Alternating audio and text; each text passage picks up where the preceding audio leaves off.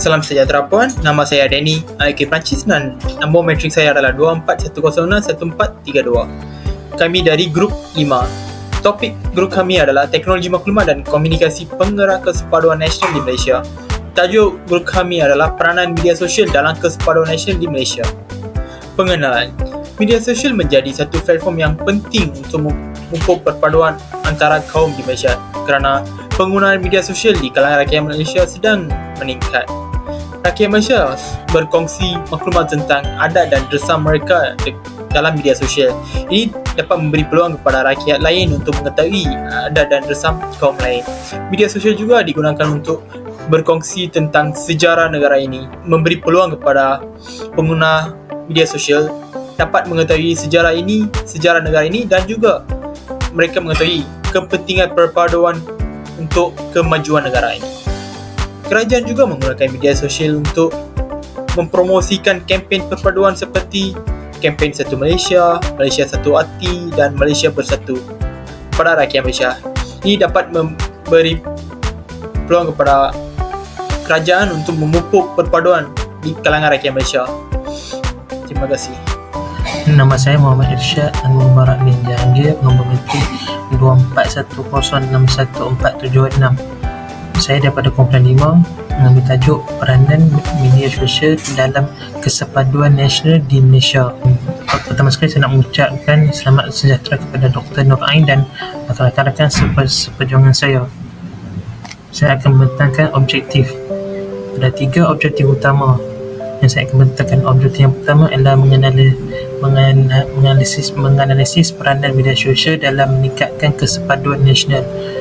Objektif yang kedua adalah menilai pengaruh media sosial dalam membina kesedaran sosial dan politik.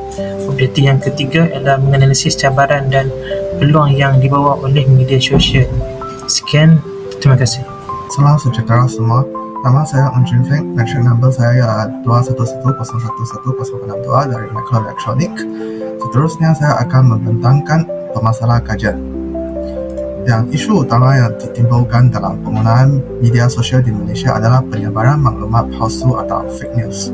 Ini adalah masalah serius kerana berita yang tidak sahih boleh menjejaskan kestabilan sosial dan perpaduan antara kaum. Penyebaran berita palsu sering menyebabkan kekeliruan, salah faham dan ketegangan dalam kalangan komuniti. Oleh itu, adalah penting untuk kita menyematkan kesahihan sesuatu maklumat sebelum menyebarkannya. Yang seterusnya ialah media sosial juga menjadi platform bagi pandangan politik dan sosial yang ekstrim. Ini sering mencetuskan polarisasi dalam masyarakat kita. Perbezaan pendapatan yang tidak terkawal menyebabkan konflik antara kumpulan etik dan agama. Perbalahan seperti ini hanya membawa ketegangan yang berpanjangan dalam komuniti. Oleh itu, kita perlu bijak menggunakan media sosial dengan lebih bertanggungjawab untuk mengelakkan perpecahan. Seterusnya ialah kurangnya mekanisme penapisan yang berkesan juga menyumbangkan kepada masalah ini. Kandungan yang provokatif atau berbentuk fitnah mudah tersebar tanpa kawalan. Ini bukan sahaja mengundangkan masalah perpaduan, malahnya menjejaskan usaha ke arah kestabilan negara. Oleh itu, penting untuk pihak berkuasa, pengguna dan platform media sosial bekerjasama dalam menapis kandungan yang boleh memecah belahkan masyarakat kita. Nama saya Yapka Alok, nombor matrik saya 2410624458. Bagi tajuk Peranan Media Sosial dalam Kesepaduan Nasional di Malaysia, kami telah membuat soal selidik dengan menggunakan Google Form, dan dalam soal selidik itu kami telah menyediakan sebanyak 8 soalan. Kami telah menerima 58 respon daripada responden bagi Google Form itu. Dalam Google Form itu sebanyak 43 responden adalah berumur 18 hingga 25 tahun dan sebanyak 14 responden adalah berumur 26 hingga 35 tahun dan hanya 1 responden saja yang berumur 41 tahun ke atas. Dan Dalam responden itu sebanyak 46 adalah lelaki dan 12 responden adalah perempuan. Salam sejahtera doktor. Nama saya Lee Kai Shun. Saya akan teruskan dapatan kajian dengan platform media sosial dan kandungan media sosial. Berdasarkan analisis data yang dikumpulkan, media sosial yang paling kerap digunakan oleh majoriti responden ialah Instagram dan Facebook, masing-masing dengan 25 dan 24 pengguna. Ini menunjukkan bahawa kedua-dua platform ini menjadi pilihan utama kerana populariti dan keupayaannya untuk menyediakan ruang interaksi yang luas. Sebaliknya, YouTube dengan 5 pengguna dan TikTok dengan 4 pengguna menunjukkan bahawa kedua-dua platform ini kurang digunakan oleh responden. Kesimpulannya, Instagram dan Facebook mendominasikan pilihan media sosial dalam kalangan responden, manakala YouTube dan TikTok digunakan secara terhad. Seterusnya, berdasarkan dalam data dalam carta bar, jenis kandungan media sosial yang paling berkesan untuk memupuk kesepaduan nasional adalah video pendidikan 23 responden dan kempen kesedaran 21 responden. Ini menunjukkan bahawa kandungan yang berfokus pada pembelajaran dan mesej kesedaran lebih diminati oleh responden sebagai medium yang menyokong perpaduan nasional.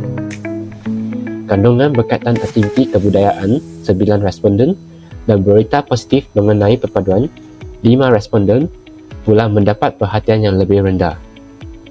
Berdasarkan analisis ini, dapat disimpulkan bahawa video pendidikan dan kempen kesedaran yang mempromosikan perpaduan antara pelbagai kaum melalui platform seperti Instagram dan Facebook memainkan peranan penting dalam membantu menyemai semangat kesepaduan nasional di Malaysia. Terima kasih. Salam sejahtera doktor, saya Sositek akan mempertahankan cabaran dan langkah dalam memupuk kesepaduan nasional. Berdasarkan carta bar di atas, majoriti responden bersetuju bahawa cabaran-cabaran seperti penyebaran maklumat palsu dan fitnah seramai 27 responden serta kurang kawalan terhadap komen berunsur perkauman seramai 26 responden perlu ditangani. Ini menunjukkan bahawa pada masa kini semakin ramai yang menggunakan media sosial sebagai medium untuk menyebarkan maklumat palsu, fitnah dan memberi komen-komen sensitif semata-mata untuk mendapatkan perhatian khalayak ramai dan kepuasan diri sendiri. Manakala cabaran-cabaran seperti pengasingan kumpulan berdasarkan minat tertentu seramai 4 responden dan kekurangan kandungan yang mempromosikan perpaduan seramai 1 responden mendapat perhatian paling rendah. Seterusnya, langkah-langkah seperti menguasakan undang-undang terhadap komen berunsur perkauman seramai 34 responden dan mewujudkan lebih banyak kempen perpaduan di media sosial adalah seramai 14 responden mendapat perhatian ramai. Majoriti responden bersetuju bahawa kedua-dua langkah ini wajar diambil untuk mengoptimalkan peranan media sosial dalam membina kesepaduan nasional. Hal ini kerana pada masa kini terdapat semakin ramai pengguna media sosial yang memberi komen-komen sensitif dan berfikir dahulu disebabkan kurang undang-undang yang berkuasa untuk memberi kompaun atau hukuman terhadap perlakuan tersebut. Manakala langkah-langkah seperti meningkatkan kesedaran melalui pendidikan media seramai 8 responden dan memperkenalkan program kerajaan khas di media sosial seramai 2 responden sahaja mendapat perhatian paling rendah. Nama saya Tan Yi Cheng. Lepas tu nombor matrik saya 24106-2457. Hai menyepak adalah kesimpulan. Sebagai kesimpulan, media sosial merupakan platform penting dalam memupuk kesepaduan nasional di Malaysia, terutama dalam masyarakat berbilang kaum. Ia membuka ruang untuk rakyat berkongsi maklumat, memahami budaya dan kepercayaan lain, serta meningkatkan kesedaran sosial dan politik. Namun, cabaran seperti penyebaran maklumat palsu, polarisasi masyarakat dan kurangnya kawalan kandungan perlu ditandatangani bagi memastikan manfaat media sosial dapat dimaksimumkan dengan pendekatan yang bertanggungjawab dan usaha bersama semua pihak. Media sosial mampu menjadi alat yang efektif dalam menyatukan rakyat dan memperkukuh perpaduan negara. Sekian, terima kasih.